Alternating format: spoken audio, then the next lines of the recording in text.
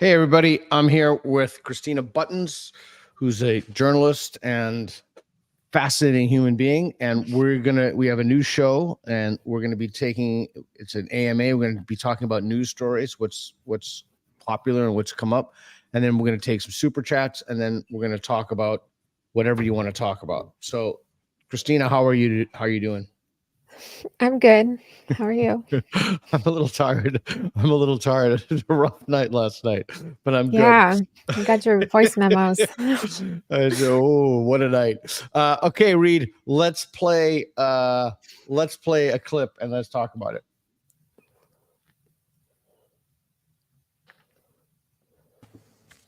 The rights of individuals or your political ideology? I apply the law to the facts. I asked a question, which matters more? Well, my political ideology doesn't matter at all. Okay, so I don't believe you. And I think this case demonstrates that you are willing to subjugate the rights of individuals to satisfy your political ideology. This case involves a male defendant who raped a 9-year-old boy. Was he guilty of that? Yes, the petitioner pled guilty to that. Okay, so he raped a 9-year-old boy. He also raped a 17-year-old girl. Was he guilty of that? He pled guilty. The petitioner pled guilty to that crime as well. So was he guilty? I hope so, because she pled guilty to it. He was a he when he did this. That's correct.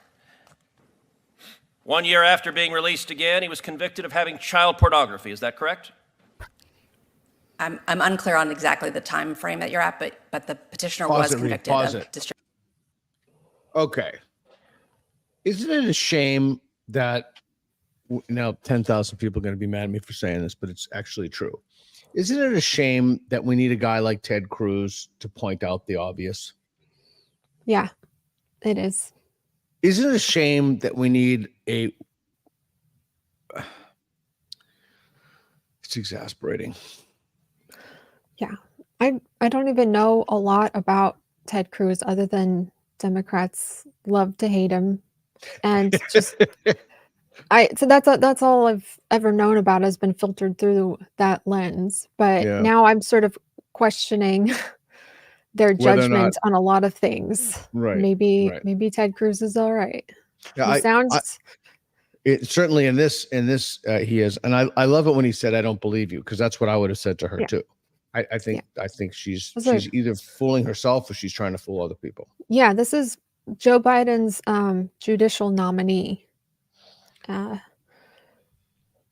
Senate Judiciary Committee holds a confirmation hearing for pending judicial nominee. All right, Reed, keep going. Sarah Netburn. Yep. Distributing child pornography. Child pornography that was images of adults violently raping children. Abhorrent conduct. Okay. For which there are real victims.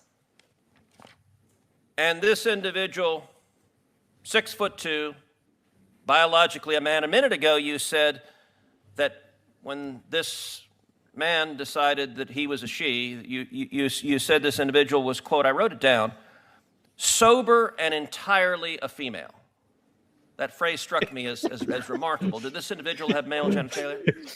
I think what I said, or at least what that is a verbatim quote, entirely a female. Sorry, what I meant to say was hormonally a female. Okay, but that's not entirely.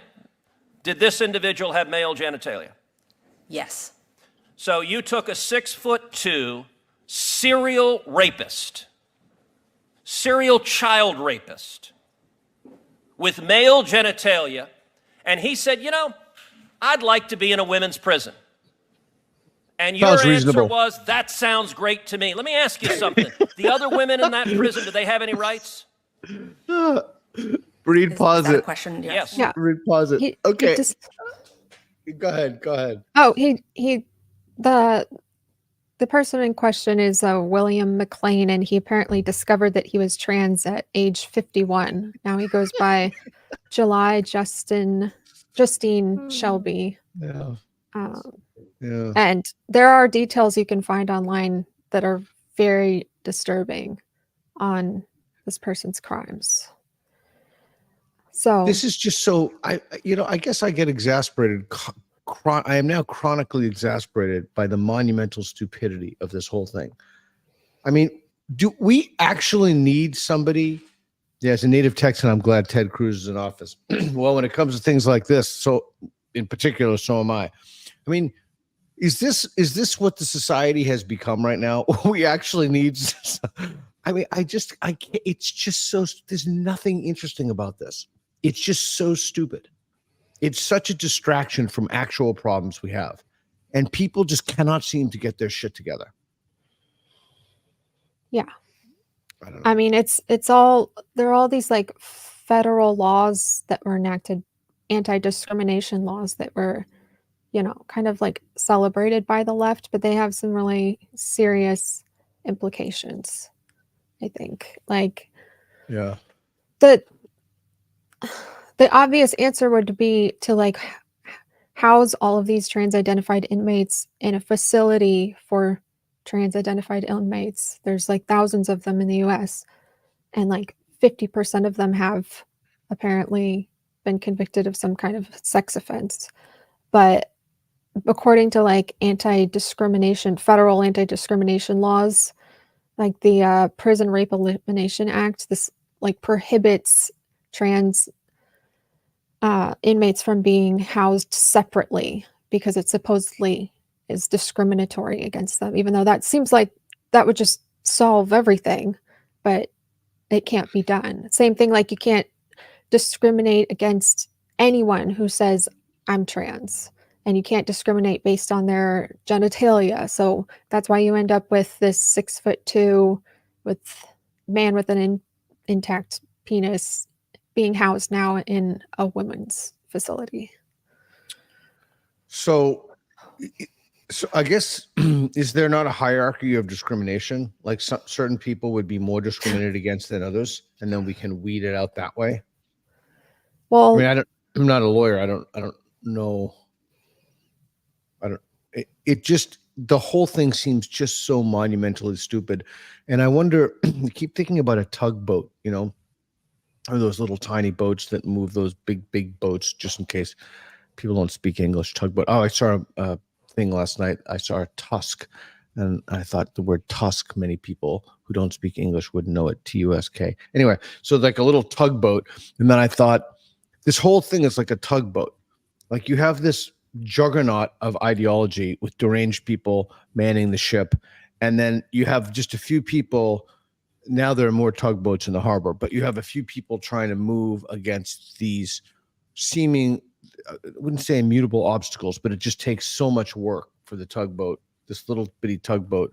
And then again, I guess the analogy breaks down, but you have to make alliances with people with whom you would ordinarily have fundamental and substantive disagreements, because the deranged people have taken over the society. They've taken over the prisons. They've taken over the border walls. I mean, it's just so monumentally stupid.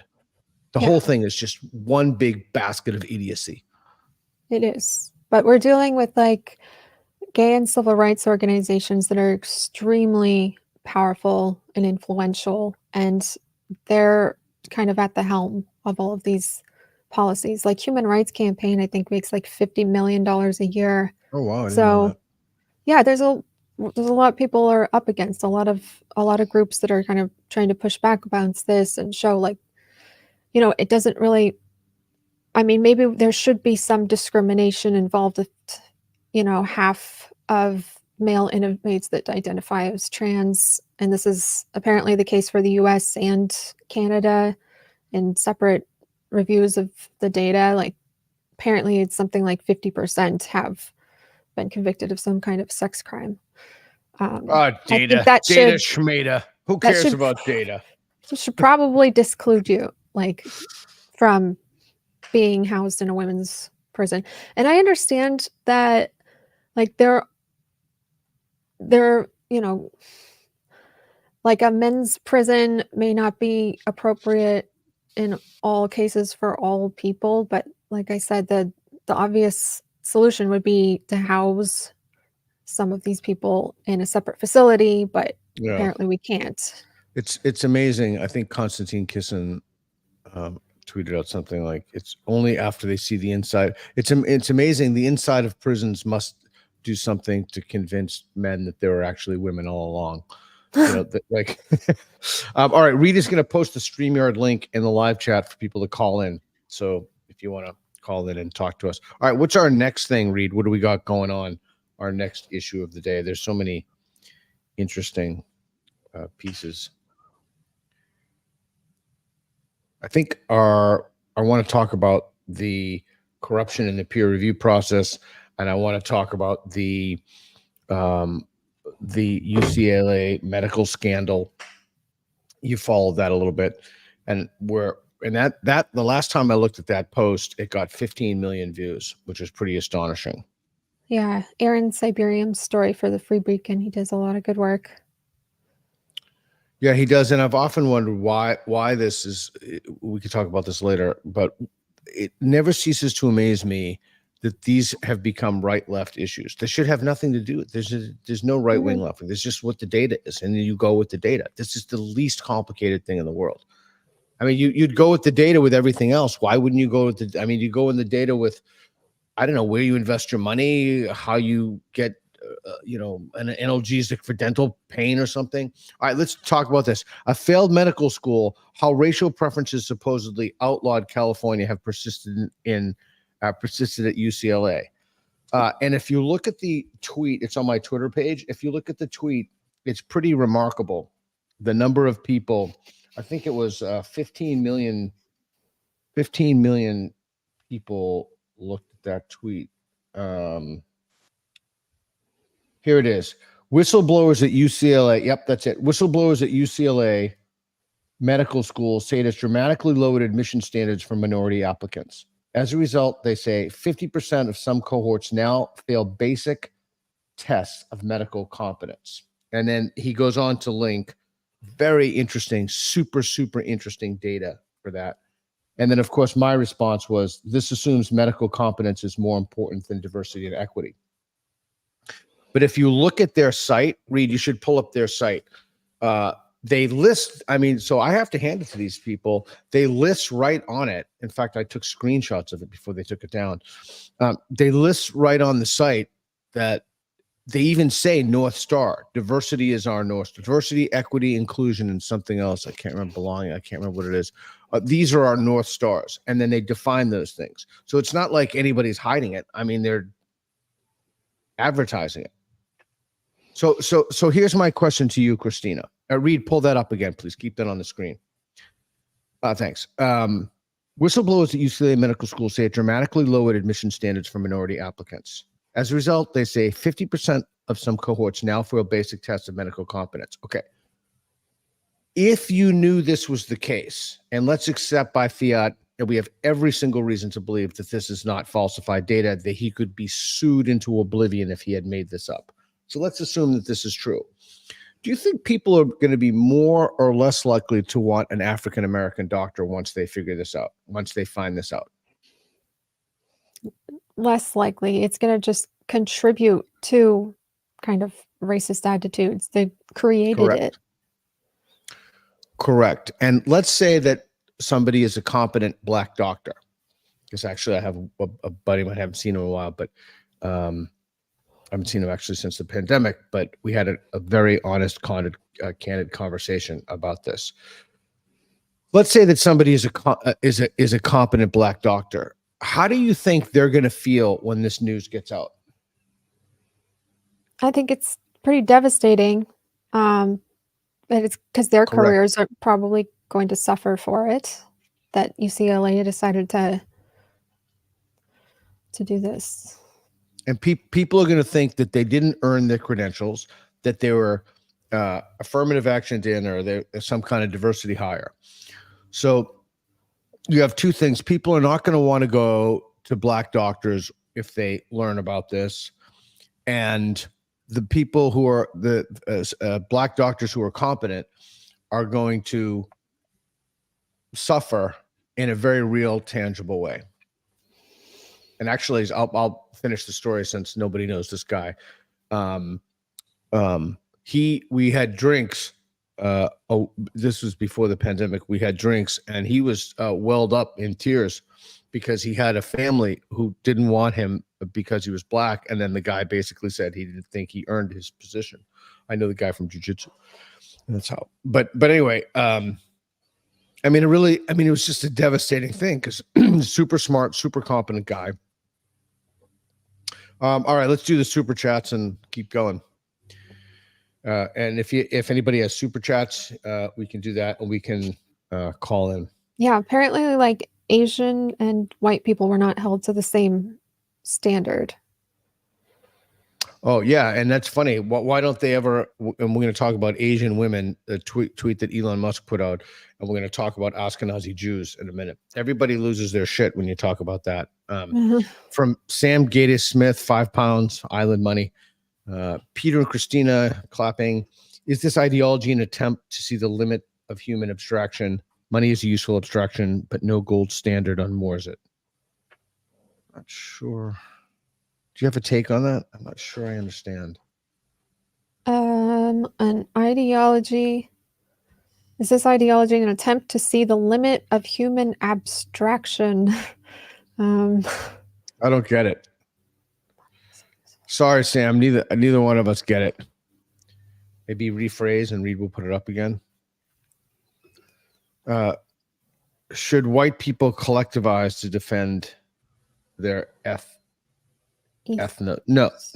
No. There is no like white people, black people. There's Western civilization and the Enlightenment tradition.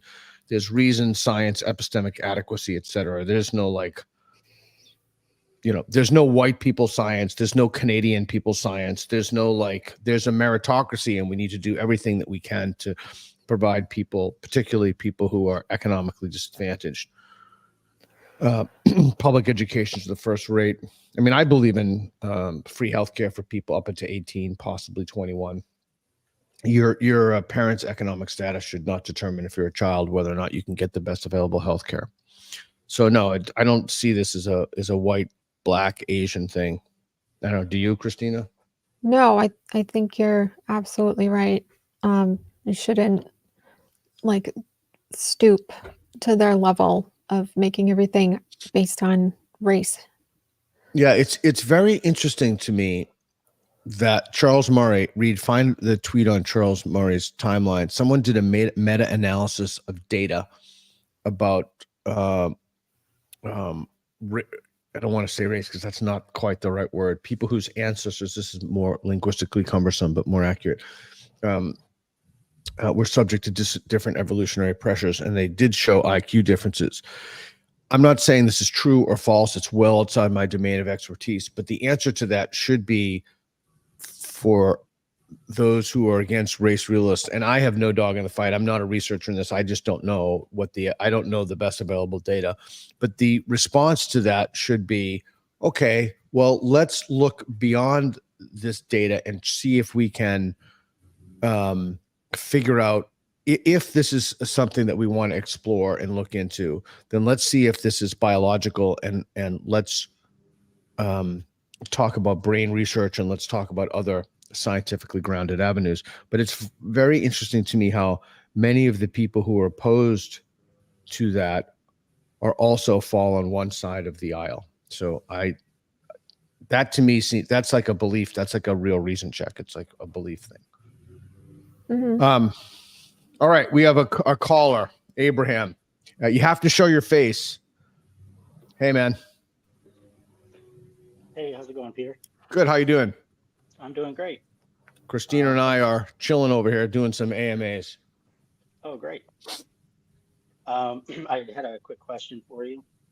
And also, I'd like to just say that I'm thankful to consider you a friend, and your answer doesn't affect whether or not I consider you a friend. Uh-oh. I'm in trouble. Christina, I'm in trouble. Okay. So my question had to do with, well, it's related to God of the Gaps. So I'm trying to get at whether or not natural pathways are different than artificial pathways, or if, an artificial pathway even exists to things. And my question for that, just to get to the truth of that, is I wanted to give you a scenario and see if you would consider that us being able to rule out natural pathways. And my example is if a mother has a 5-year-old son and the son's father died 10 years ago, can we rule out natural pathways to the birth of the son? What do you mean by natural pathways? Oh, whether it's his biological child? Well, it is his biological child for the scenario. So the way I look at artificial insemination is that it would be an artificial pathway to pregnancy. And of course, that uses natural processes, but that pathway is not the way it would happen naturally. You mean so sexual intercourse is a natural? Sexual intercourse is a natural pathway. Is that correct? Yes. So excuse me, I don't mean to be crude, but what about, I'm told that some people, when they want to get pregnant, like two women, some guy puts his semen in a petri dish and then they use a turkey baster. Is that a natural pathway? I would say no, because you're actually doing something that wouldn't happen absent a human being there. And Okay, if you were to take away an artificial pathway like artificial insemination, that's why we call it artificial insemination, because it's not insemination, the normal insemination.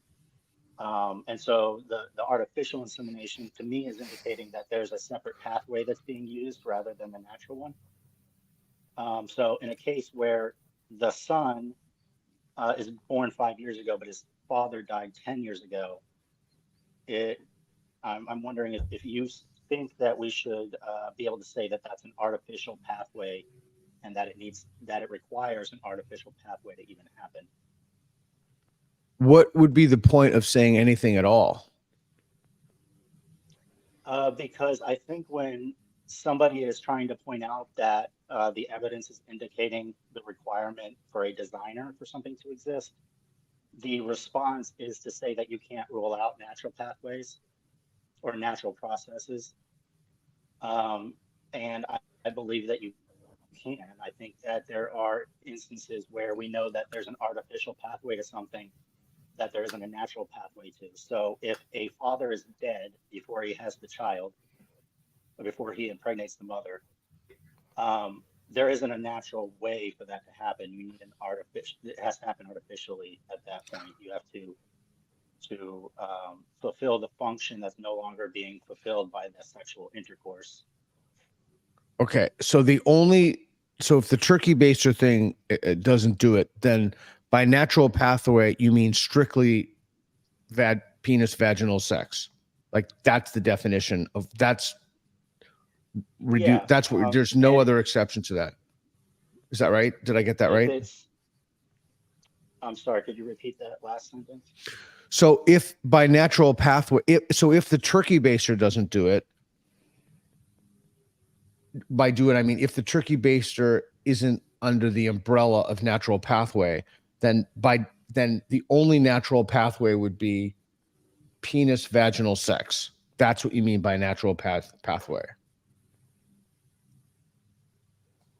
Yeah, I believe so. I could be wrong there, but it's hard for me to see another natural pathway to pregnancy. Okay, what so definition of natural pathway are you relying on? So I'm trying to say, is there a distinction between what can be accomplished through technology and what can be accomplished in the absence of technology? And should we have a word to distinguish between those different pathways? What would the point in having the word be? Because frankly, when somebody uses the God of the Gaps criticism, I think they're pretending to not know something that they already know. I heard the word designer. Do you mean intelligent design? We're talking about the God of the Gaps part there. Yeah, you'd be saying that what we're seeing, the product itself, requires an artificial pathway. And in our experience, artificial pathways are only traversed with intelligence being involved.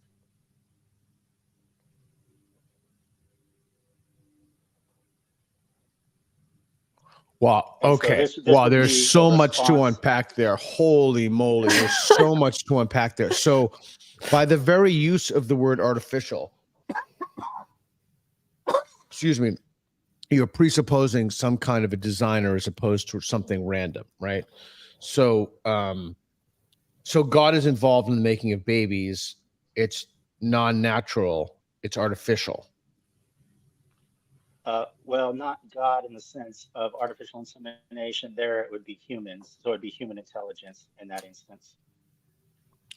And so the purpose in creating a new word that doesn't have the baggage of artificial, which assumes some kind of intentionality, is to have a description of a phenomenological account of something that we see that yields an ontology behind it. Did I get that right? Like, that's why we're making the term, because we have some phenomena that's presented to ourselves. It's embedded in some kind of ontology. And so we need a word for that. Yeah. Is there any more Yes, context and you'd like to provide? Without the additional word, you can't fully describe reality. But we describe reality we don't have the word, and we already describe reality. Well, how would you distinguish between artificial insemination and insemination if we didn't actually use the word artificial to mean something real? How would you distinguish between artificial insemination and insemination? What's the second half of that sentence? If what?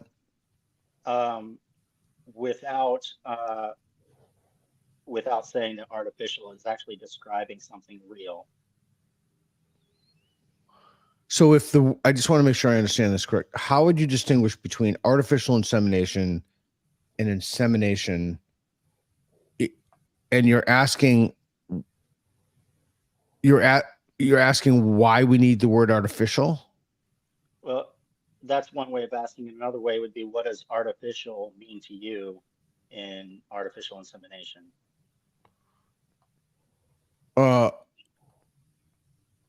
Well, I mean, I guess if you're artificial insemination, I guess I take a pretty standard line. There are some women, for example, maybe they're I can't get pregnant in traditional ways, and they go to a specialist. I don't even know what the name of the specialist would be, and they inject sperm into them. That's artificial, and that distinguishes from non-artificial insemination. I guess the more intensive and invasive the procedures, the more artificial it would be. But I'm not sure.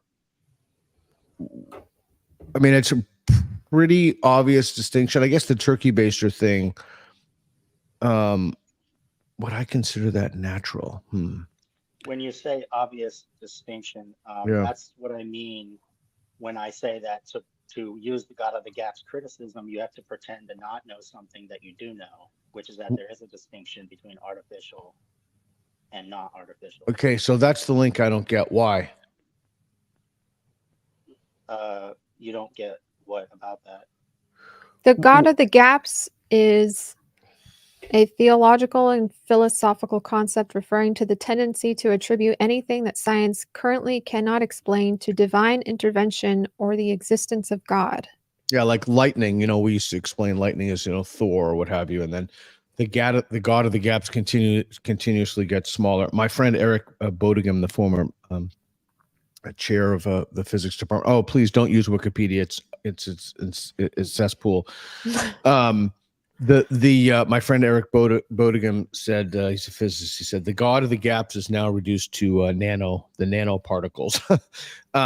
Yeah, I don't see the relevance, either the ontological relevance or the relevance more broadly, the epistemological relevance more broadly of shall we say fine tuning that distinction. I'm not really sure how that has value to it. All right, let's move on. I hope I understood the question. Thanks, Abraham. I appreciate it, man. Right on. All right, cool. We got another one. I think I got that. I wasn't really sure if I got that question right or not. I'm not sure. Hey, Michael. Hello. Hey, Let's Peter, go. Christina. Hi. So I had a question for you in a super chat the other day that was a little complicated, and I wanted to follow up a little bit. Cool. It had to do with I was saying I live in a narco state. I live in a check my settings. Wait, is that better? Is that better or worse? That sounds worse. Fine. You can hear me now? Okay, so my question had to do with the ethical and moral responsibilities being a secular humanist and like wanting to make the world a better place. But what I was saying was I'm happy, I feel safe, I live my life. I don't feel like I'm doing anything bad to hurt the world. I mean, maybe not anything positive, but I left America, so I'm not playing a part in politics. I'm not, I'm out of it. I'm out of the loop. And so obviously you can't answer the question, well, should I feel guilty about it? But maybe the question can be, how should I ask myself Socratic questions if I'm being a good secular humanist, a good human? Or maybe I should just live a hedonist lifestyle the rest of my life and not worry about it. And I know that's a little bit of a complex question, but Where do you live? I live in Guadalajara, Mexico. Do you speak Spanish? No, unfortunately, I'm so old and I'm so busy with writing and editing and working that every time I try to learn Spanish, my brain overloads. Okay, so what's the question? So the question has to do with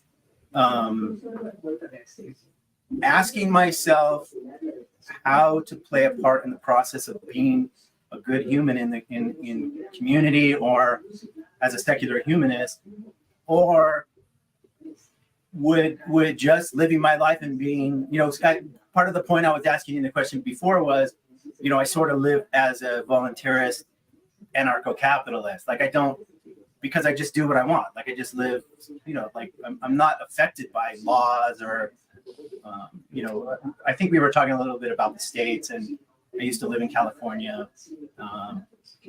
You and I actually have a common friend, Buck. So Buck moved down here with me for a while, and we Buck partied. Bowen.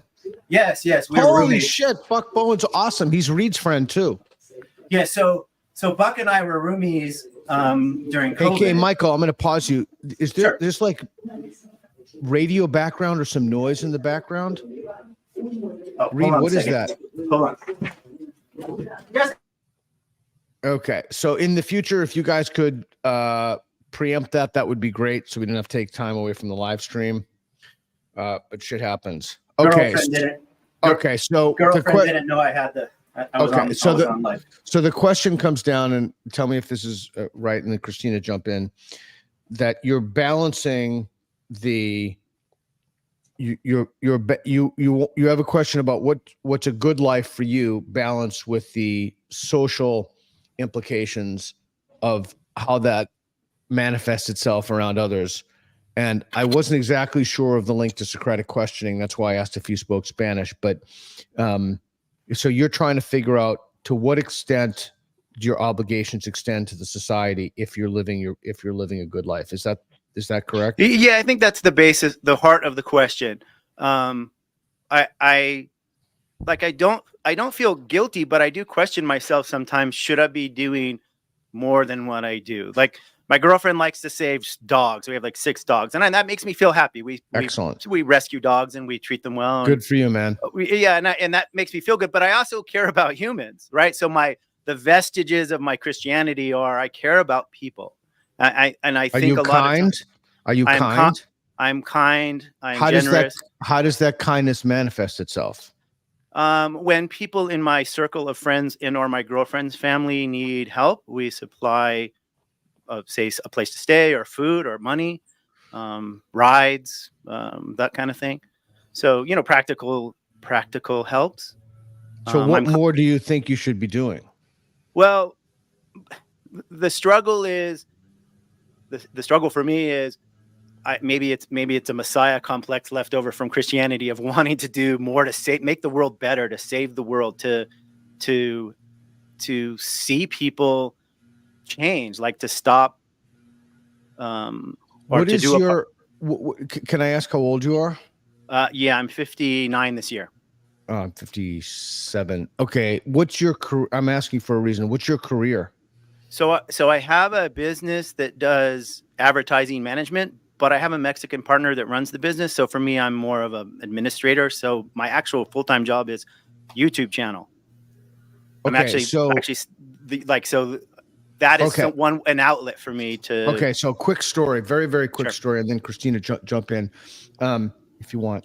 I saw a movie with my dad a long time ago, and my dad was alive, and it's like this horrific movie about the apes, and people were just butchering, apes. And I said, I've got to do something about this. And my father said to me, what the fuck are you going to do about the apes? You can't do shit about the apes. Why don't you use your skill set to do something that you can do something about? So why don't you use your skill set? Why don't you take the business you have in advertising and marketing and find some nonprofits that align with your values and then provide them free services? Boom, problem solved. Okay. Provided that you're kind and helpful, etc. Yeah. And so following that, I guess what I'm hearing your answer is like, do what you can, be the kid that's throwing the starfish back in the ocean, because that's all he can do. The parable of the so just do what you can do, right? Yeah, no, I agree, and that's kind of where I land, but I find myself sometimes feeling maybe that's not enough, or maybe there's something. Well, if you really feel it's not enough, then take on another free client. Yeah. Okay. Well, that's fair enough. Very, very, very good answer. Thank you so much, Peter. Excellent. And you're very welcome. And thank you, Christina. That's my other. Oh yeah, to get out the thing. Yep. All right. Have a good one. Bye bye. What do you think of that, Christina? What do you think of like how we balance having a good life with our social responsibilities? That's a good question. Hopefully, if that matters to the job that you do, will accomplish that goal. Yeah. All right. All right. So Reed, we have another one from Let's Keep It a Secret. I just saw these. Want to go these? Hey there, Peter. Oh, hey man, how you doing? You look familiar. I'm doing good. How are you doing? I'm doing good. Christina, you doing good? Mm-hmm. Excellent. Yeah. Excellent. Cool. I had a question for you. With the recent improvement in AI, I'm interested in building like a kind of epistemological kind of guide rail system. And so in the form of a kind of maieutic mentor. And so I was curious about what you thought, what qualities would make for a good maieutic mentor. How do you define maieutic mentor? Yeah. So like the maieutic method, essentially trying to derive new knowledge from what we already understand. And I'm thinking of kind of like quality education in the form of like how royalty used to kind of be groomed by the best minds, and they would kind of teach you, but also not give you the answers, but help you take the steps to come to the answers yourself. And so I'm really excited about AI helping with education in that way, like personal education. And I'm curious about your thoughts about, I guess, this clash of societal changes. Yeah. So do you want me to take that, Christina, or do you want to take that? Yeah, sure. Go ahead. Okay. So Reed and I were at Eton, and it was a fascinating experience. It was just drenched in history and culture and tradition. And I think, and Reed, you can certainly correct me if I'm wrong. I actually think Reed said this to me. That was singularly the best group of students, the best group of street epistemology participants we ever had. The next best was the University of Austin. They were certainly on par with the Polaris Fellows. They were just insanely smart too. But there was something unique about the type of education they received. I wouldn't say it's Socratic, but I would say it's either broadly Socratic or it encompassed a lot of the elements of questioning to which you alluded. And I gave a talk at the Ramsey Center. It's one of my favorite talks. It got almost no views, like 11,000 last time I looked. But I talk about elements of the Socratic method and that pedagogical. I don't know that much about AI, And I think that the starting assumptions are first principles, as you've seen with Gemini, govern what you have. The problem is, what do you do when you take off some of the guardrails? What happens when these large language models go through interpretive sets of data, go through data and interpret them, and then those come in clash with our broader societal values? I think it's a question I don't know the answer to, but it would seem to me that the best type of questions, the best type of education pedagogically would be steeped in some kind of a Socratic method as a skeleton, and then the best available pedagogies fleshing out that skeleton like meat on the skeleton. But within that, I don't think there should be any guardrails. I just think, Elon Musk has been putting out tweets like it's just like, what's true? And the problem is that there's a price for asking questions. And Right. there's a price for asking questions around, and even the things like Wikipedia. When you ask questions, people will say you're a racist, or you had a conversation with Stefan Molyneux or whatever. And the next thing you know, it's like, Yeah. it is important for AI to be trained to be truthful, not politically correct. Political correct is often simply not true, and that means you're programming AI to lie. And I think that will backfire very badly. Honesty is the best policy. I think that's absolutely correct. Yeah. Same. Yeah. And remember, the cultural vagaries of the age they're largely capricious, and they're subject to whatever it is they're subject to. And so you don't want to be beholden to those. It's a kind of myopia that you may not be able to go away because you institutionalize it through AI. Yeah. That sounds like it could be a very scary future if we're not careful there. Yeah, and we won't be careful. All right. Full steam ahead. I can already tell you that's a fact. I mean, we're not careful with our peer-reviewed literature. We're not careful. I mean, of course, we're not careful with our debt. We're not careful with our southern border. So, of course, we won't be careful. And then once we're not careful, and the values of a particular age are embedded in our artificial intelligence, there's only one response that people must have, and that's, oh, no one saw it coming. Like, we couldn't possibly have anticipated this. Nobody saw this coming. Who would have thought that the truth was important? Yeah. It's just, that must be incredibly frustrating for you. Yeah, well, it's the inevitable trajectory of why we don't choose our beliefs. It's all determined. Right. There's nothing we can do about it. Mm-hmm. Yeah. I think recently I forget exactly what it was. Reading David McRaney's How Minds Change, such a good book.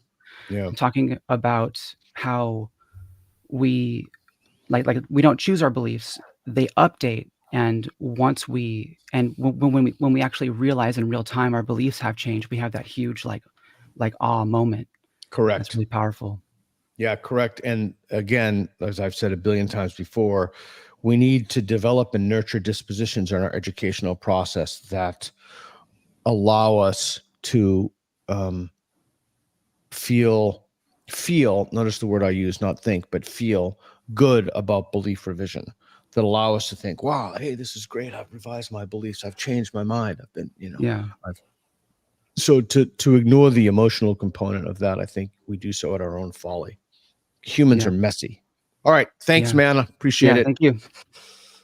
Reed, let's do the live chats. Let's do the J.I. Vargas one. I have received more emails about this one thing than I have about anything else. I mean, that's not true. Anything else recently. Peter, sorry to derail the conversation. You're not drilling the conversation, but I remember you said in the podcast, I said that the Comedy Cellar, Reed was there, that you could fix cognitive decline due to aging and that you feel more sharp now than ever. What do you do? Okay. The reason that I don't talk about this is because no one will do it. It's too difficult. I've probably gotten 50, 60 emails about that one comment that I made. So Christina, I'll take this and jump in. So I am very proactive and very active in doing things. So I have a supplement regimen that I do in the morning and in the evening. I can tell you what those supplements are. This is the easy stuff. Maybe I'll go in that order. So I take metformin, which is very, very good for lowering sugars. Kurzweil and all the AI people are into that. I take these new we started advertising on our show, and I have some of these new vitamins, but I don't want to say the name of the company because that people think I'm marketing it and selling it. I'm not.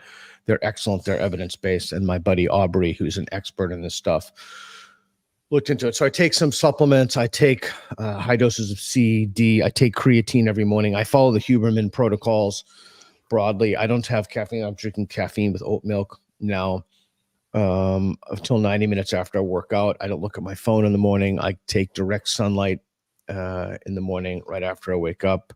Just so the Huberman protocols are excellent. I intermittent fast. My fasting is it's hard when I travel. It's very hard to do that. But my when I'm here, it depends on what time I last ate. So sometimes I'll eat at noon. Sometimes so like today I started drinking coffee at 11:30, but that's because I stopped eating last night at like 5. So that's part of it. So it's basically boils down to diet, sleep, and exercise. I have blackout curtains. I sleep with a CPAP. That's why I have these cuts on my face here, because the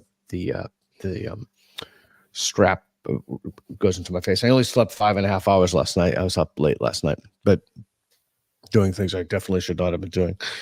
So I wish I could tell you some some noble lie about that, but that would be false. So it's diet. Oh, and no sugars. Sugar's a toxin. It's a poison. Take it out of your coffee. Take it out of your life. There's simply no reason to add additional sugar to anything. But most people they won't even do that. I believe in a lot of people hate Gary Taubes, but I think his research is outstanding and his stuff on sugar is great. So diet. I don't have dairy. I lost a lot of weight once I stopped taking dairy. So sleep is important, even though I violated that rule last night. Oh, and I don't drink. This is part of the human protocols. I don't drink any alcohol 4 hours before I go to bed. Again, traveling and stuff is difficult because you go out with people. But and then or liquids. I try not to take liquids in because you get older, you have to get up to pee, and you get a better night's sleep. And then exercise. This is part of probably one of the most important things of all. And I'm going to tell this, and people are going to think I'm a fanatic, but you have to exercise extremely vigorously. And you have to do so. It's an absolute minimum of 5 days a week, probably 6. So I exercise very, very, very intensely. Yesterday I did jujitsu for 90 minutes. I rolled, but some of them they were talking in between. But I try to roll 90 minutes. Not stopping. Rolling is like wrestling. I put myself under constant pressure. I rolled with a guy yesterday who was a Division I football player, went into jiu-jitsu, massive dude, like 250, very strong. He got on top of me and he's trying to kill me. I knew he couldn't get me, but the idea is that even if I get out of that and I lower my cholesterol, it's good. I take an insane amount of LMNT. I take 1 every morning. It's like a magical supplement. I take 2 every hour I work out. And then I take 1 again in the evening. So I'm probably their best customer. Did you say that? Yeah, go ahead. Sorry. No, sorry. I was just throwing it on there. No, I heard you say that you don't drink a lot of liquids, so that means you don't drink a lot of water? No, I drink a lot, but I add salt. I add LMNT. So I don't buy the packets. I use the packets. I have the watermelon when I wake up, and I drink 2 of those per hour of sweating, and then I drink 1 later on. All of my numbers are great. My cholesterol is great. My blood pressure is 113/70. All of my numbers are great. My A1Cs are great. Everything's great. But it's an incredible amount of work. And, my assistant gets a lot of emails about this, like, oh, what do you do to fix cognitive decline? But just nobody does it. So I never talk about it because it's too much work. I mean, it's an insane amount of work to take care of yourself. And as you get older, you have to be more fastidious. Yeah. So I do intermittent fasting too. It's great. How long you been doing that?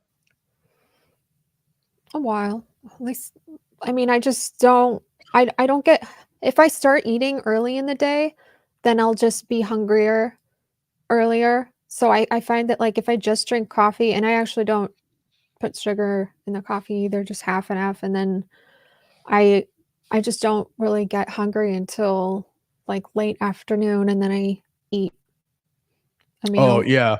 And that's the other thing, hard cutoff for caffeine. I'm Oh yeah. often extremely heavily caffeinated. As you can tell from all these live streams, I drink a ton of coffee a day, but a lot of that is cut with oat milk. Yeah, But I cut off caffeine by like 2 p.m. that's good. It should be Otherwise I 1. can't I have sleep. a hard cutoff of 5, but it should be 1.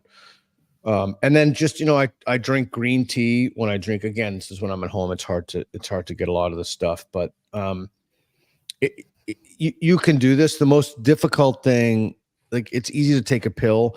The most difficult thing is cutting out sugar and wheat. Yeah. No wheat, no beer. When I drink Chianti, which is a very dry wine. I actually love wine. I love the Italian wines too. And then it's very, very important. The most important thing is you just have to vigorously exercise. And the problem is, if you don't have a resisting opponent, and that other words is like someone who doesn't want to lose, like, you can just stop on the treadmill, or you can just leave the gym, or you can just like, well, fuck it, I've done enough push-ups. You have to have someone on you. So my comment to you, what's his name there? Did I lose it? I think I moved off of it. But my comment to you would be, start jujitsu. Don't quit. No excuses. Literally no excuses. Your life literally depends on it. That's my honest opinion. And the cognitive decline, you'll see. I read a study about sana mensa, sana rasa, as they say, sound body, sound mind. I read a study about athletes as they get older, the cognitive decline radically decreases. So that's what I'd say. You said that you also avoid social media in the morning. I find that, like, if I read articles, any looking at anything, phone, anything. Oh, really? If I read articles early in the morning, I feel like it kind of primes my brain to focus. But I found that if I go on social media immediately, I have a lot harder time like switching into like work mode. So I try to get all my work done early in the day where my energy and my focus is the best, and then go on social media later. Yeah, social media is a horror show. It just really like messes with my ability to focus. If I start off in the very beginning of the day on social media, like, I have such a difficult time transitioning back into like focus and writing and work. Especially if you actually care about what people say about you. I'm well past that now. Like, I used to wake up and it'd be Don't 50 read comments. times moron, grifter, and Nazi. I used to get those comments. Now I'm like, fuck. I got called a fascist the other day. I'm like, do you even know what that word means? Whatever. There's no point to it. All right. So that's it, J.I. Vargas. That's what I have to say. Prove to me that you can do it. Get yourself in a jiu-jitsu studio. Never stop. And then once you gain a facility of it, put the biggest guy. This is what I do every time I walk in the gym. I take the biggest guy and I'm the whole gym and I just put him on top of me. All right, cool. Let's keep it a secret. Let's do that. Peter, looking forward to seeing you and Reed in Taiwan again. Yeah, I love Taiwan. Awesome. Truly great, but clean, safe, best sushi I have ever had in my life. And I'm a fanatic. Oh, we'll go to the sushi place you found instead of the Chinese food my friend and I took you. Okay. Okay. Excellent. Yeah. Okay. I remember. Yeah. Okay. Christina, have you been to Taiwan? No, not yet. Oh God, the place is just a food paradise. Like, if you love food, and even for Reed, he doesn't really like that kind of food, but there's like American food that, like, even if you don't really like it, I have more exotic tastes, shall we say. There's like chains and stuff you can go to. And it's so inexpensive. Everybody's so nice to you. Sushi. I have a lot of food restrictions though, and there is like basically anything with garlic and onion. Oh my God, that would be a horror show. Yeah, are you allergic? Bad. No, I have a food intolerance, so I think I can't like I don't produce like the enzymes to break them down, so I get really awful like stomach cramps. God, that would be a nightmare. I love onions. I eat onions constantly. Yeah, it is. It's difficult. And garlic, although it's probably good in terms of like keep you away from Italian food. It does, unfortunately, keep me away from Italian food. But you don't need Italian food. Yeah, you don't need Italian food. It's not good for you in general. Even the eggplant parmesan I used to eat, I've stopped eating that now because it's breaded. The older you get, the stricter you have to be. God, that would just be like hell. Okay, so let's keep going down here. Read Michael Beverly. Oh, thank you so much. What is MX? What currency is that?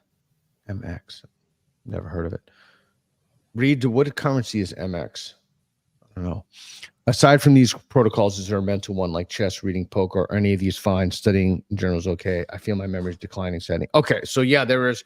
I didn't talk about that stuff. So I tried. So I've read about this stuff. I'm not an expert. I do have a friend who is an expert in this, and so I've consulted him, and he's my pro bono, my pro bono helper. Reed, keep that on there. The peso. Okay, so it's really important. I read a study or a bunch of studies about mitigating some of the effects of Alzheimer's, and you do that by teaching your brain totally new things. And so you can see, well, you can't see, there's an organ in the back over there. So I've been trying to play the organ a little bit. When I go to Argentina, I'm going to keep up.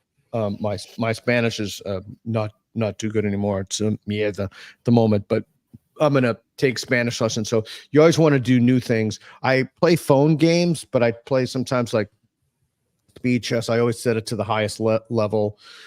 I think writing is key. Working out your thoughts is key. I just finished a chapter for Lawrence Krauss. I think it's absolutely indispensable, but you always have to do something new, like learn a totally new language, you always have to be learning. You can How teach often? every day. I mean, you can teach an old dog new tricks if the dog has been learning new tricks its whole life. Yeah. Yeah. So I wouldn't say studying. Find something that interests you and pursue it. And the other thing I do, this is going to sound really weird, but I read this in Aldous Huxley's work. He was going blind, but I do eye exercises. And so my vision is better than 20/20. I've been doing this for, I don't even know how long, but there's a series of eye exercises you can do. Like you can roll your eyes to the side. I do that almost every night before I go to bed, is look in as far as you can. My peripheral vision is great. 57, I don't wear glasses, but there's a series of eye exercises that Aldous Huxley talks about that you can do. But again, all of this stuff is just maintenance and people just won't do it. It's just too much work. It's just far too much work. And who really wants to learn new things when you can be comfortable with the old things you have? Yeah. When I find like pop science articles, though, about studies, I always feel like I'm not sure if I can trust them. And for everything, I just sort of take with a grain of salt, because unless I have time to really like get into the study and sort of assess how like rigorous it is. And yeah, fortunately for me, I have somebody who's a literal expert in this, and he helps me in all of it. Yeah, that's definitely helpful.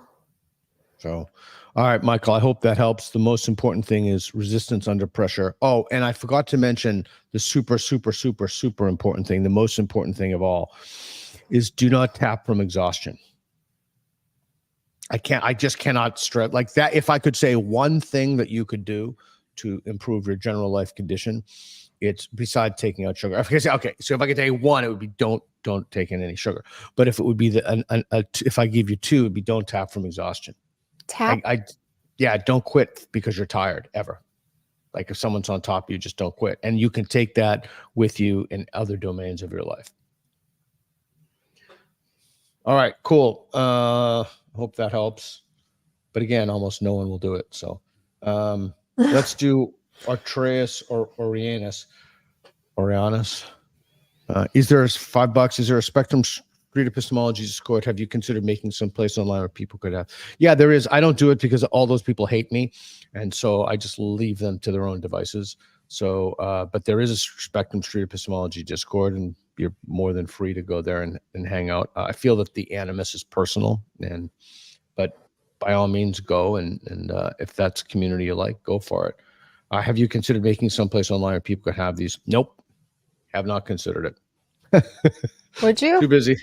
Nope. Oh. Too busy. I can barely even like take my dog out for a walk. I haven't even fed her yet. No, don't have the time. Maybe you could pick up that flag, Christina. I have a lot going on too. There you go. Why? Yeah, lots of projects. Why. What are some of your projects? I'm working on getting some of my research published in an academic journal. I'm working with a university and an IRB, and So that's a ton of work. I have survey on detransitioners with some pretty interesting insights. So Good, hoping good, to get that published. Just I have so many documents open with so many articles I'm working on. A lot of things. Good for you. I mean, I can't, that detransitioners, that must be very, Travis does that, and it's just like super depressing. Yeah, it is.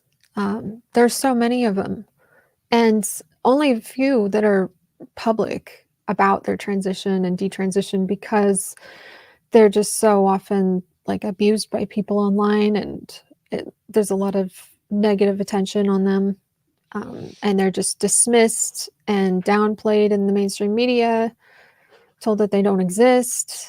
It's not a good situation.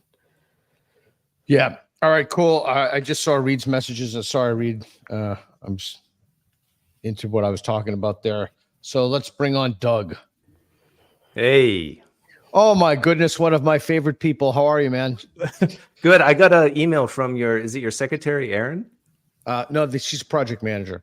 Project manager. Oh, sorry. It's okay. Sorry, Aaron. Well, but secretaries are important. I have a secretary. It's a PDS is his name. Okay, but Aaron wanted me to come on and talk with you on a separate live stream. But here's the problem: we agree on too much, right? Immigration, we agree on. The trans thing, we agree on. The debt thing, we agree on. Yeah, I mean, okay. So let's just, if I may, pause you right there. So Pinecreek Doug has a fantastic channel. It's truly one of my favorite people. I wish I spoke to more. So I would suggest the following to you.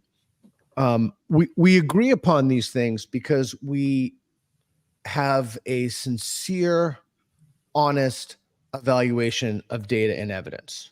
In other words, we don't put our ideology before the data and evidence. Now, if someone were to make a compelling argument to me that we don't need to worry about the debt at all, or we don't need to close the border, everybody can just pour in, it's no problem.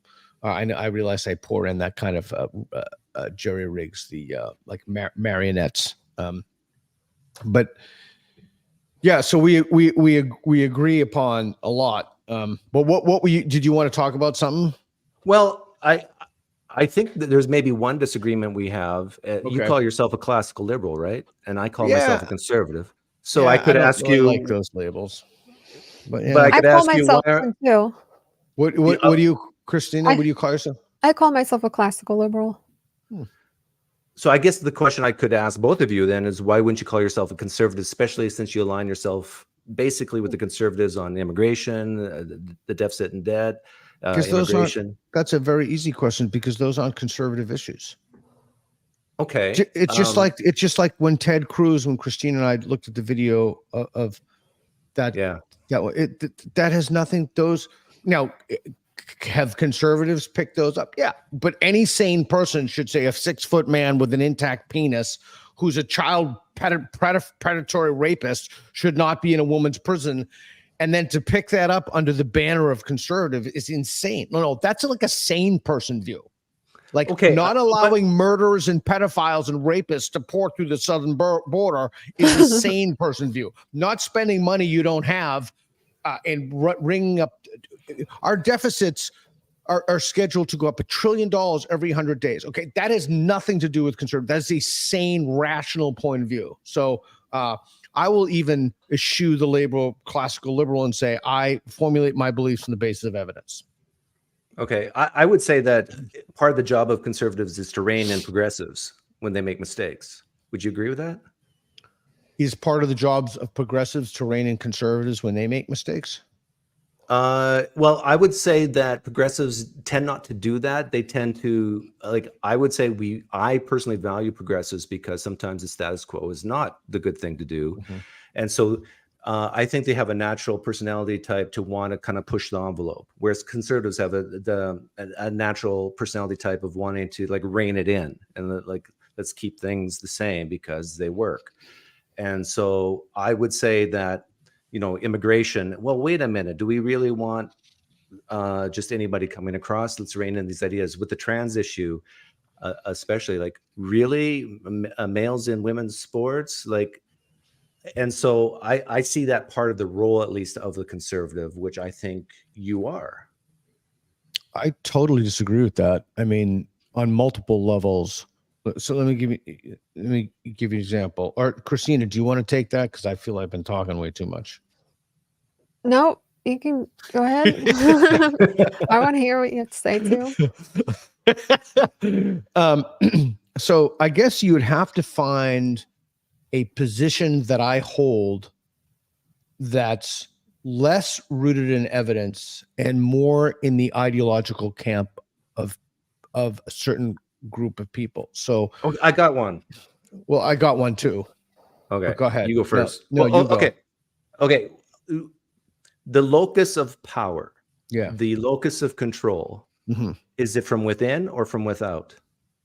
Oh boy, I did not think you were going to say that. I thought you were going to talk about a specific policy. I was going to talk about abortion, within. but see, Christina just said within. yeah.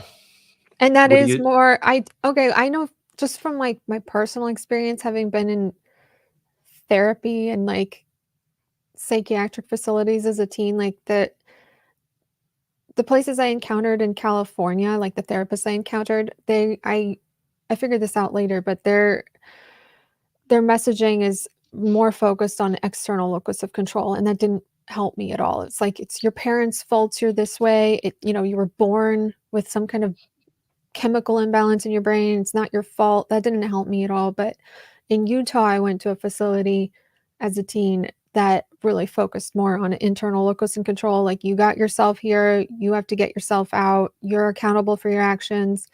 And just given that this was a place in Utah, which is sort of conservative, I see what you're saying, that See, and I think that's is, a big distinction between, let's say, a conservative and or let's say right and left, is that belief of where that influence, that power, that control comes from. Like someone who leans left this is why they would esteem the government. This is why they would esteem Okay. community. but Okay, it so then it doesn't necessarily have to be a conservative thing.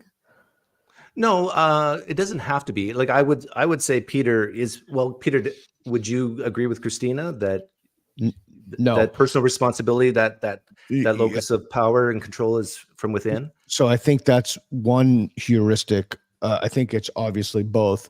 I think that's one way to view it. Another would be to see if we can tease out some ideological predispositions.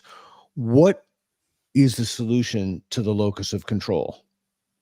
And I think you have very different answers on the right and on the left. Right. Correct. Right. And so my answer would align more with those on the right. Those on the left would say it's an equity-based solution. At least those on the contemporary left would say it's an equity-based solution. Those on the right, some on the right would have a kind of social Darwinist attitude toward that. That, in other words, that one's position in the society is largely due to genetic factors or what have you. You have another contingent of people on the right, and I guess it depends because Christina's husband Colin has just not husband. I thought you guys were married. No. Oh, so you haven't slept together yet. You're not living in sin now. It's good. Don't live in sin, because that's another one of my, see, if I were conservative, I'd say that. No, live in as much sin as you can. So I think you are a conservative. Yeah, I'm a liberal. You got to have more sin. The more sin, the better. In terms of that is premarital sex. Okay. But my larger point on that. Oh, he's your fiance. He's not your fiance. Okay, well, I screwed that up too. See how well I know my co-host? We're very good friends. We live together. Oh, you live together. Good. That's a good beginning. But I guess how one would look, Colin, right, made this wonderful little diagram that Elon tweeted out, etc. I've probably shown that to literally 100 people. It's so wonderful. It depends how you look at equality of opportunity, whether you look at that as a conservative thing. I look at that as just an American thing. That's what it means to me to be American. Enlightenment values. So I don't consider those things conservative. That's why I was going with the abortion thing, because, or like the gay marriage, and I'm thinking surrogacy is going to be a big issue, but I could be wrong. I've been noticing a lot more people talking about that lately. Yeah, and there's Colin's diagram, which is fantastic. So what it means to be on the right and the left, the right is more or less the same, but the left has gone insane. I mean, With they've gone like to certain crazy town. issues. A lot of people have critiqued this comic because they think, you know, it's not representative of the right, and the right has gone off and done crazy things too. But he made it from the perspective of a liberal. So on the issues that matter to him, the left has gone off in a totally insane direction. So, Peter, are you basically saying the main differences between conservatives and, let's say, classical liberals is the social issues then? No, because I think, oh yeah, I guess if you have a kind of libertarian leaning on that, you know, if you want to polish it, if you will, with a libertarian lens, I guess you could say that.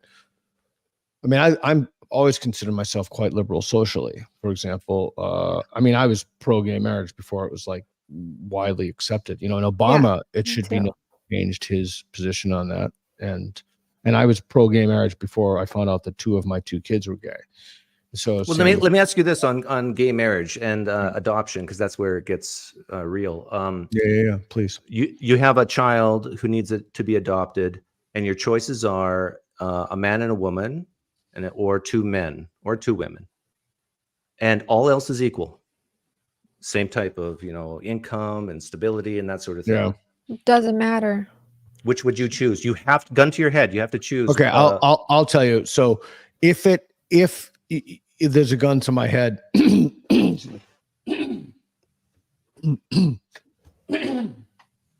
sorry, if there's a gun to my head, I don't think that there's data for this, and even if there were data, I wouldn't trust it, because I think that the peer review process is so corrupt that it's not to be trusted.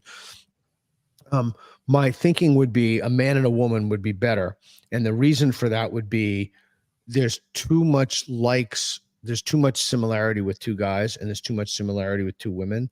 Yes, but I don't think that those differences, I think that they are at best negligible. Okay.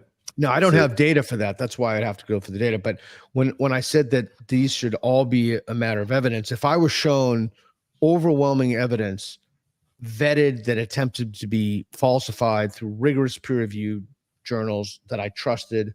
Well, there is data on father on like if the father is absent, there is a tremendous amount of data that the children are at risk for many things. Yeah, that's why I'm also wondering about what the divorce rate is, because I don't know the difference in the divorce rate between same-sex couples and opposite. So based on that, you could say based on that, you could rule the lesbians out. No, now we're no, you can't do, because that could be an artifact of some other.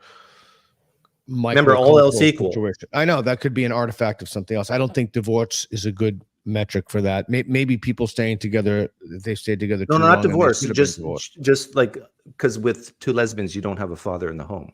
Right. So, but my larger point was going to be, if I did see evidence that had some deleterious effect on children, 2 women or 2 men, I would change but it would have to be rigorous evidence.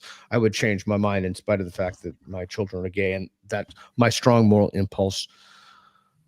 I tend to feel and think, which probably steers my cognitions, my feeling states probably steer my cognitions to an extent, that there's nothing wrong with it. See, like when it comes to abortion, I'm pretty much middle of the road. Somewhere between 10 and 15 weeks, I think it's okay. After that, not. When it comes to drugs, so let me throw it right back at you, Doug. Let me throw it right back at you. So many people would say that is not a conservative position.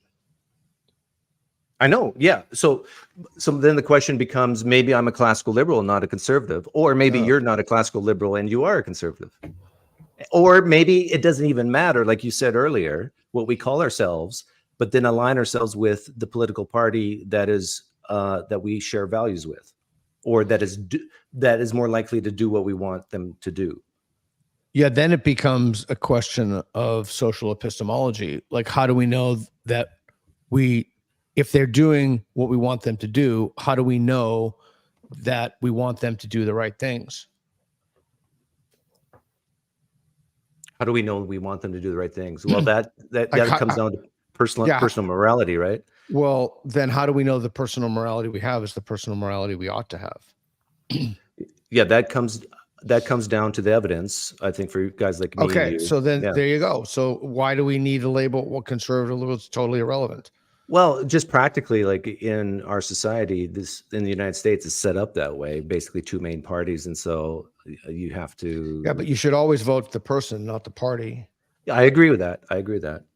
But do you think there are there more, if you were to have all your values, all the things that are important to you, and then the persons, the people, the politicians, do you think there'd be more? So you got your basket of values, things that you care about, and you have to start putting people in them.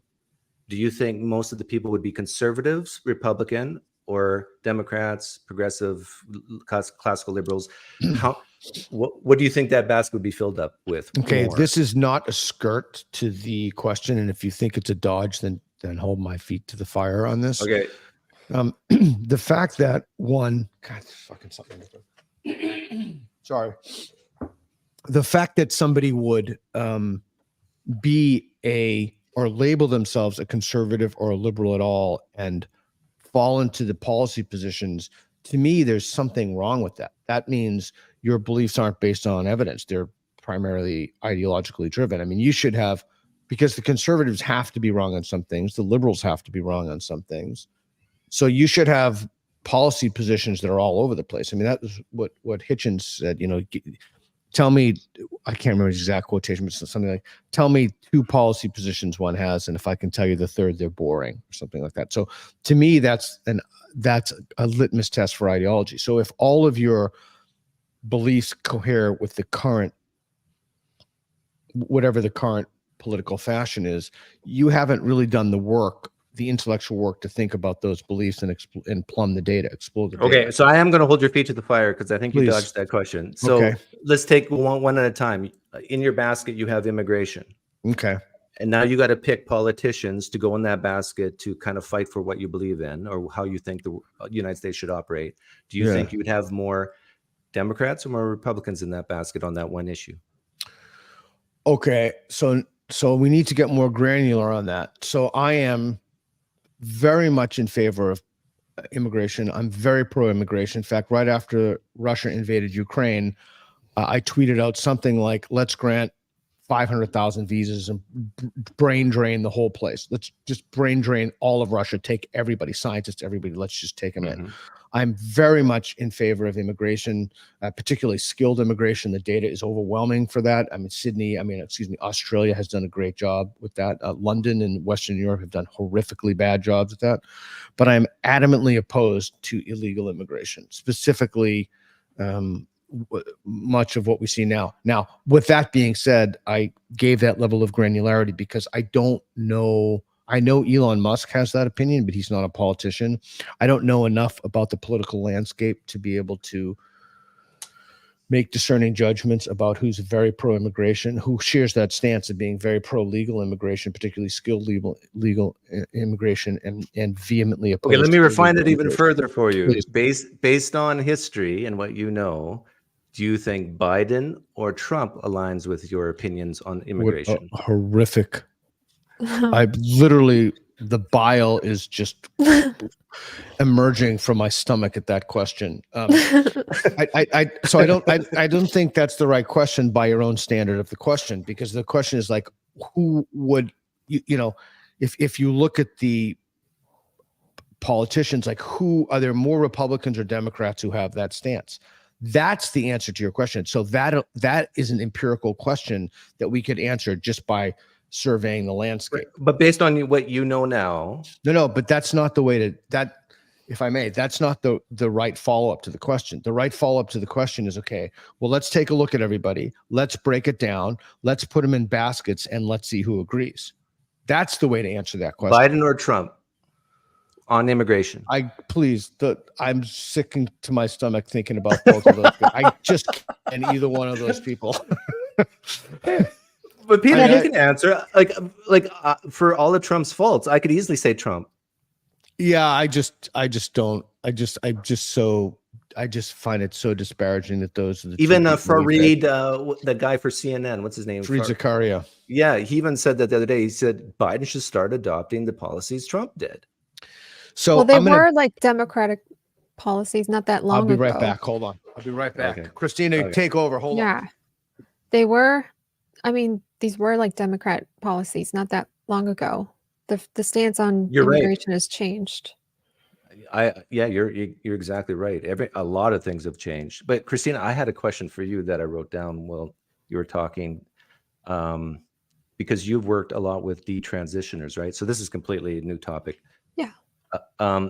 From your conversations with detransitioners, would you say that a lot of detransitioners would say now that being trans was a belief that was based on some type of socialization, or that they would say now, after detransitioning, that it was still some type of biological something? That's a great question because that's what I focus on. No, I mean, I did a survey of detransitioners last year that I'm working on getting published. And one of the most important findings, I think, from that survey was that 85% said that their healthcare provider conceptualized their trans identity to them as a medical condition that required medical treatment or a biological aspect of them that they had no control over. And I think when like the power dynamics between like your healthcare provider and you, a patient, many of these people were a teenager when they transitioned or a very young adult. Like, of course, they're going to listen to their doctor. They did. I would do the same thing in that position. But no, like there is no real robust empirical evidence that supports like a biological basis for an innate kind of gender identity. A lot of them now will say that they were either misdiagnosed with gender dysphoria or that they did have gender dysphoria, but it resolved. But no, I think a lot of them, most of them feel very betrayed by the medical establishment because they were lied to about the nature of their condition. And now they're left with the consequences. Would you characterize it as a false belief? Being Yeah. trans? Well, I mean, this is how trans is conceptualized to people today. It's because of the success of the gay rights campaign, the Born This Way campaign, where I would say, like, yeah, I think gay people are born that way, but it doesn't apply to trans. Like, a trans identity is something that people adopt, and usually after making social or medical steps in order to be perceived as opposite sex. But gender dysphoria is a psychiatric condition with a very high rate of desistance. And that hasn't changed. But if there's like trans activists listening right now, they're throwing up in their mouth just like Peter was just recently. Because they say, no, it's 1% or lower of detransitioners, people who regret those studies are methodologically flawed, and they are studying an entirely different cohort than most people are concerned about today. They were studying like adults on a completely different model of care rather than teens and young adults under the gender affirmation model of care. So those studies are completely useless. They say nothing about the current cohort that people are concerned about. There was like a comprehensive medical review of medical records recently in the last couple of years that found like 30% of teens and young adults discontinued hormone use after about 4 years, which is much, much higher than 1%. And this is the actual cohort that people are concerned about. So yeah, the journalists, they keep repeating the lie that it's, a very, very small proportion. But the truth is, like, we don't know. The detransition rate is unknown because gender clinics in the United States are not keeping track of the data. So we have no idea, really. So let me ask you a question, Christina. So again, this is outside my area of expertise. Do they keep data for like how many people go in and get chemo? Do they keep data for how many people get? I just had an injection in my shoulder. Steroid injections in their shoulder or whatever. I mean, they keep medical records. They keep data, aggregate data, and everything else. Why wouldn't they keep data on that? Well, I do think gender clinics keep data, but they're not going to release it, and they don't keep like long-term follow-up data. But a lot of people transitioning today, like we haven't even like reached 10 years or something, you know. Didn't the Tavistock clinic fiascos show that they don't keep data? No, they have a national system there. So we were able to see the data and how it just rose exponentially. Like in 2009, when they started the service, there was like 70 something patients. And then according to the CAS review, there was 9,000. So given that difference, I mean, that's like an 11,500% increase. It's insane. So part of the reason why England is ahead of the times is because they have this national health service data.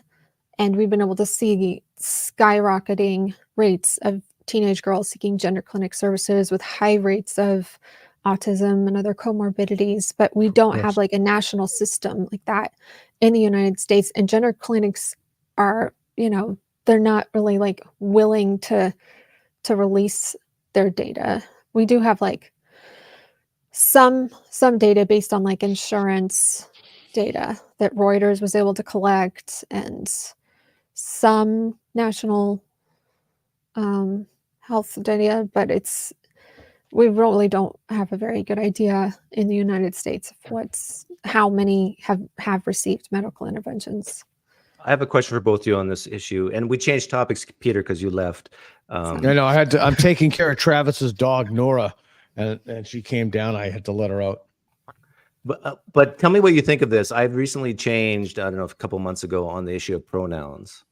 So what I've done now is I will use trans people's preferred pronouns, but I will let them know that I don't mean it.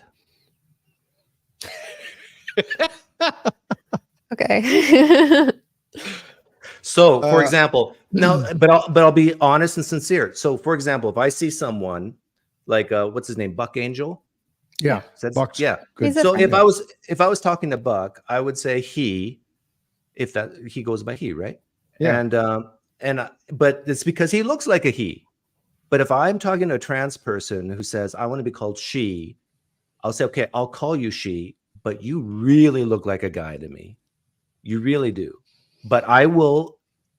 So if I say he when you want me to say she, it's because you look like a guy to me. You sound like a guy, and you look like a guy. You only use the pronouns in the third person. You don't really just say he or she. You know, you say you. But I don't think that's true. That's true. Yeah, but I mean, I don't think there's a right or wrong to that. I mean, I almost always use whatever people prefer, and often the criticism of that is, oh, this is some kind of slippery slope. The next thing you know, we'll have. I mean, I don't think if you want to use them, use them. If you don't want to use them, don't use them. I do use them, but I'm fine with people who want. But this is what I'm getting at. What I'm getting at is I think many trans people, when they ask for preferred pronouns or state them, it's not just because they want people to use them. They want people to believe and share an identity they do, right? Correct. Yeah. It really depends on the individual. There's a lot of transsexuals I know who like recognize their biological sex. They just sort of live in a way that's most comfortable to them, and they use pronouns that are most comfortable to them, and it's kind of optional, I guess, whether or not you choose to use them. But I typically do, unless I'm reporting on like a medical intervention or a crime, or if it's a minor, in which case like sex-based pronouns are more appropriate, just to avoid confusion. Otherwise you get those crazy like headlines about, you know, like someone was assaulted by her penis or something, you know. Yeah, that's Brendan O'Neill has a chapter 2 for that. But listen, we Doug, I want to bring you back on the show. Reed, let's bring Doug back. Oh, Doug, you know, I'm sure you've wondered what Reed's life is worth, but we have a definitive answer to that question.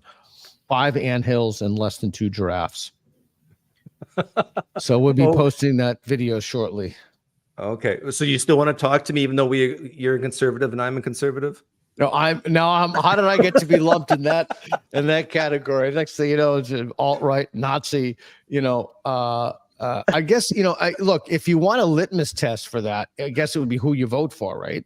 I mean, that would be the ultimate litmus test. I've never voted for a Republican in presidential office, as far as I know. I mean, I endorsed Andrew Yang last time. So, but that doesn't stop people from telling me that I'm a Republican or conservative. Yeah. Evidently, attacking the far left group of lunatics who are literally rampaging throughout the society and shitting on our institutions and tumbling over, saying that this is wrong to destroy the Portland State University Library for $875,000, saying that it's wrong to arrest rioters, that makes you a conservative. And so Boghossian is some kind of alt-right Nazi because he doesn't want people, if people are in favor of destroying public property and businesses and assaulting people, if Boghossian wants them arrested, if Boghossian doesn't want the police defunded, if Boghossian doesn't want the prisons abolished, if Boghossian doesn't think you should believe all women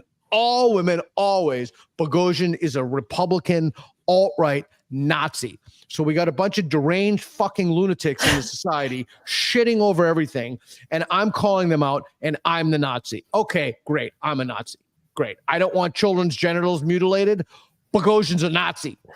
But you want to go back to the days where classical liberalism was esteemed. You want to make America great again, to those days, right? I'm going to give you that. I'm going to let you leave that with the last word, Doug, but we're going to bring you on. I want you to, next time you're on, I want you to grill me about some of my beliefs. How's that? And not everybody in the Street Epistemology Discord hates you, by the way. I find that hard to believe. The vast majority of those people despise me. It's only about 50%, because that's what it is for me. Great. You guys want to despise me? You do your own thing. You don't like what I do? Great. You go out and get a microphone and start a nonprofit and work your ass off, and then you can do that. Great. So for all those people out there who are women who don't want to learn self-defense or carry pepper spray or carry mace or get a concealed carry, great, don't do it. No, that's the default. The default is nothing. It's no skin off my back. Like, you're outraged that I say that people should take some, precautions and learn to kind of actively look around, actively situational awareness. You don't want to do that? Great, fine, don't do it. No skin off my back. But I want you to go to bed tonight knowing that at least 50% or close to 50% of people, I think, are warming up to you. Honestly could not possibly care less. Like, I care less than zero what they think. Like, truly could not care less. Okay. I couldn't possibly care less. If they don't like it, great, go do your own thing. Okay. Nothing is stopping you. I do not think that criticism is sincere. I do not think that they are sincere people. I just don't respect any of them. So yeah, I would love to talk to you more about why, if you're interested, about why. I couldn't. It's probably not, because I just don't care. I don't care enough about them to have a conversation. Even this conversation, I don't even care about. So if someone wants to criticize this, great. You do your own thing. Tell me I'm a Nazi. Great. I'm just going to keep working and doing my own thing. So I'm just going to keep doing I do what I do. And if you want to spend your time criticizing me instead of making or building or trying to take away some societal harm, great. Best of luck to you. Christina, pleased to meet you. You too. And thanks for having me on, Reed and Peter. Thanks, Doug. We're going to bring you back. Good questions. Okay. Thanks. Excellent. Yeah, Doug's a good dude. All right, Reed, let's go through these super chats. Let's see.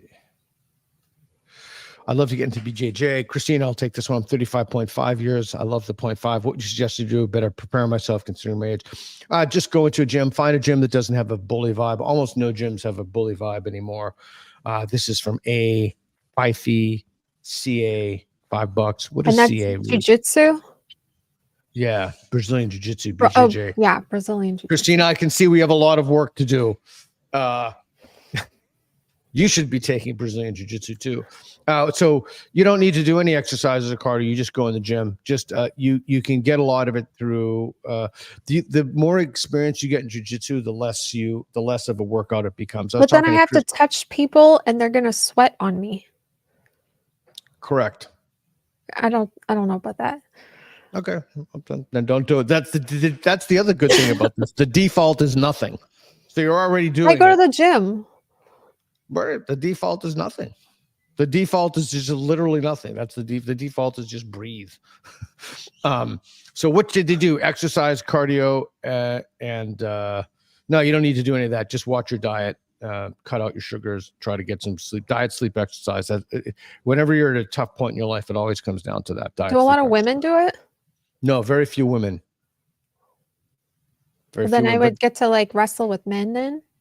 If you want, there are women's classes. Some of the women that my friend Amanda is a machine of death. I mean, she could beat. I've actually seen her tap Matt Thornton. I mean, she's just astonishing, astonishing athlete. All right, so that's what I do. Just go into the gym. Al Burp. Hey, thanks, Al Burp. We appreciate that. All right, Reed. Next one. What's your biggest criticism? Cowboy 1,499. Christina, you want to take that one? And then I'll take it. The new atheism movement. So not, I mean, the biggest criticism. What is the biggest criticism of the new atheist movement? Your biggest criticism. Right. Well, that it broke off into atheism plus, and there are a lot of just social justice warriors in it who don't care about facts and evidence. They've just kind of taken up this ideology. I think a lot of people would say that maybe atheism doesn't provide enough for, I mean, I don't know. Atheism is just a lack of belief in God, but people still need more than that. So they rely on other kinds of belief systems, and that's how they've kind of fallen into these progressive ideologies and social justice ideologies as sort of their like framework for navigating the world. And I guess that would be the biggest criticism. What do you think? That's better than the one I was going to give. So I defer to you on that. That's a really good one. I saw Richard Dawkins and Ayaan Hirsi Ali talk about this a little bit. It was interesting at Dissident Dialogues, and Ayaan Hirsi Ali said that she felt like the new atheist movement, that she was a part of, and that she spoke out, vehemently against religion. She feels like responsible for what we're seeing now, especially she used the example of, what we're seeing on college campuses and people defending or justifying the actions of Hamas in Israel. Genocidal Jew hatred. Yeah. I just, yeah. All right. I think that's good. Thanks, Cowboy 1000. Christina's answer is better than mine. Gustavo Luis, 20 R. I don't know. What are all these things? What are all these things? R, $20. I don't know what R is. Abortion is completely anti-liberal. It doesn't matter what science says. What matters is what the state says. Abortion is giving the state the power to define what is valid life or not, and that is the door to hell. So is the idea then that we don't need any state, people should just be able to have abortion or not, and that's not controlled by the state? Or is the idea that since the post-Roe v. Wade world, it's up to the states and we should have a constitutionally protected amendment for that? Or is the idea somehow we yield, kind of in line with the first thing I said, we have some kind of yielding to the state as opposed to our own individual moral conscience, which is again kind of a subset of one. How do you take that question, Christina? He's arguing that abortion is not a liberal position because you believe that you're killing a life. I don't really view it as a life yet until the point of viability, which is usually like somewhere between 22 to 24 weeks. So that's sort of my cutoff. I'm pro-choice otherwise. But I do think, up to the states is kind of like a reasonable compromise, because I think a lot of women do vote in red states to ban abortion, and we can't really just listen to what women who are left-leaning say. We should also listen to what they want as well. And Yeah. All right, cool. I got to eat lunch pretty soon. Then we have a podcast, or I have a podcast with Shermer. Michael Shermer. Yeah, one of my very old, very close friend, one of my best friends. Yeah, he's great. What are What you guys going to talk about? I was going to ask him something. My rule is I always ask people questions I want to hear about. I was going to ask him what he's learned from all these podcasts. His is the only podcast I listen to.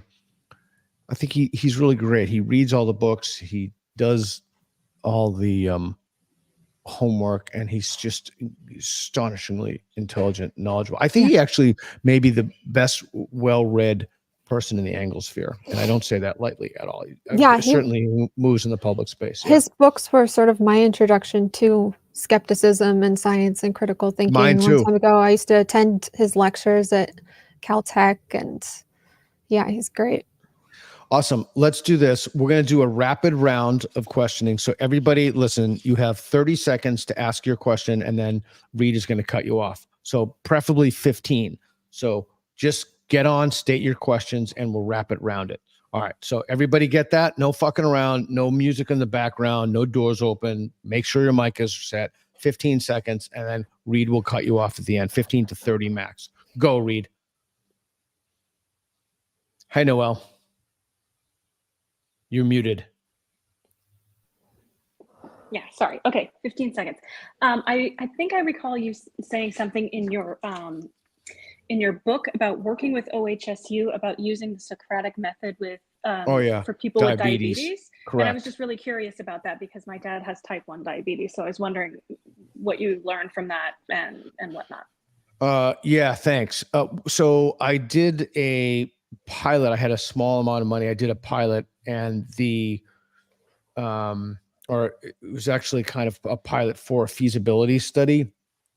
It was just, and this is a long conversation. So what did I learn? The question was whether or not the Socratic method could be used as an intervention, specifically as an intervention for diabetics. The answer is I don't know. I strongly suspect that it can by using motivational interviewing, tapping into people's internal change motivations, and the Socratic method would be the mechanism by which you could tap into that. I thought about writing something up, but then I left academia and it became utterly pointless at that point. So yeah, so it's not definitive. I do not have any evidence. I just have strong speculation, and that it's used in other areas for behavioral change or as an adjunct to treatment modality for that. So why couldn't it be used there? All right, thanks. Appreciate it. All right, let's go next. Hey man, hey Zagros. Full name. Hi. Thank you.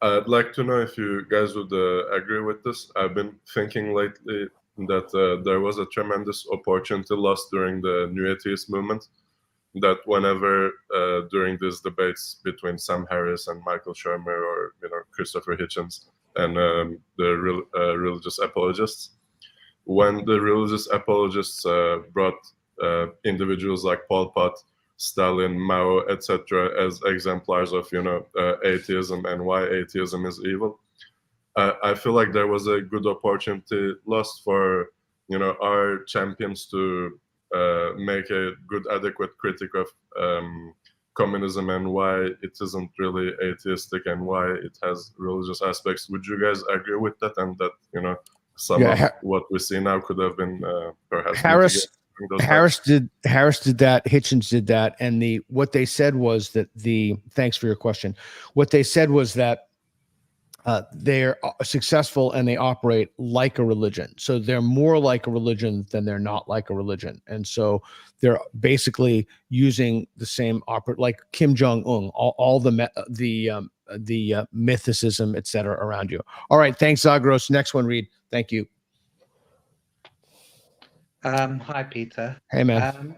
I'd like to ask you about the substitution hypothesis. And I'm wondering if you know of any positive evidence for that actually being more than just an assertion, because I see religious people trying to make sort of political capital on the woke movement and saying this is a part of the substitution hypothesis.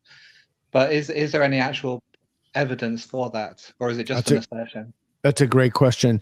The only evidence for that comes from the history of Western intellectual thought, and I've spoken to people, etc., and I've asked this: has this been a constant over time historically? And the answer for that would be yes. And thanks. You're from an island, I can see. The answer for that would be yes. I don't know what other evidence one could give beside looking at the history of Western intellectual thought and plotting those as one. I'd be looking at some kind of neuroscience. Maybe. Oh, that I don't know. I would be shocked if that were the case, but I don't know. I don't know. All right. Thanks, John. I appreciate it, man. Yeah. Thanks. Right on. Sorry, I can't offer you that. I don't know. AKA Batasola. Christina, help me. Batasai, $10. Peter or anyone, what do you think about the idea of overlapping consensus? I tend to agree with that idea on different governments instead of secular versus non-secular. What's the overlapping consensus? That is a good question. I was hoping you know. My guess is that you would adjudicate social policy issues through a kind of micro-democratic process. That's what I infer from that. I could be completely wrong. What did you Google it? What does it say?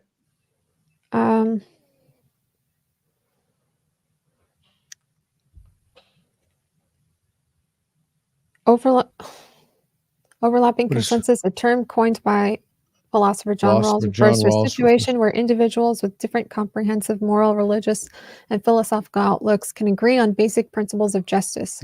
This concept is particularly relevant in a diverse society where people might have conflicting views on various issues. Interesting. I read The Theory of Justice a long time ago. I don't remember that from there, so I'm very surprised that Rawls coined that. So very disappointing response on my part. I'm sorry. I just don't know enough about it. Seems intuitively right, though. Seems intuitively right. I don't remember that from The Theory of Justice. It must have been post his Theory of Justice work. Rawls, find out where John Rawls wrote that. I'm much less familiar with his other stuff. All right, cool. We're going to wrap up. I've got to eat. Christina, any final thoughts? No, I don't think so. Yeah, I don't think so. I don't think so either. I appreciate you joining today and hanging out. Thanks for having me. Talking. Yeah, absolute pleasure. And thanks to everybody who came on and we're a small nonprofit, so your donations definitely help us do what we're doing. And thanks to my buddy Doug. Hopefully he's going to grill me about some of my beliefs. We're going to talk to I'm going to talk to Michael Shermer and I don't know, like 35, I don't know, what is it, 2:00 read at Pacific time. So we appreciate everybody's support. We appreciate support the channel. We appreciate Christina, you co-hosting with me today. And of course, we genuinely appreciate Reed, whose life is worth that of 5 anthills and less than 2 giraffes. So thank you. Thank you, Reed. I hope that's in his X bio. It's going to go on his tombstone. This is that's what we're gonna do. I can't wait to release those videos. I think I'm going to title them finally an answer to the question, what is Reed's life worth? That's what the title of them. Okay. All right, everybody. Thank you. Christina, keep your thing on because we've got to do whatever it is that the computer does. All right. Thanks, everybody. We'll see you. Thanks, Reed. Bye. Thank you for watching. Everything we do is under the umbrella of the National Progress Alliance, nationalprogressalliance.org. It's a nonprofit, independent 501c3. Your generous donations keep us going and keep fueling content like this. So please help us out. Make a donation. We very much appreciate it. Thank you.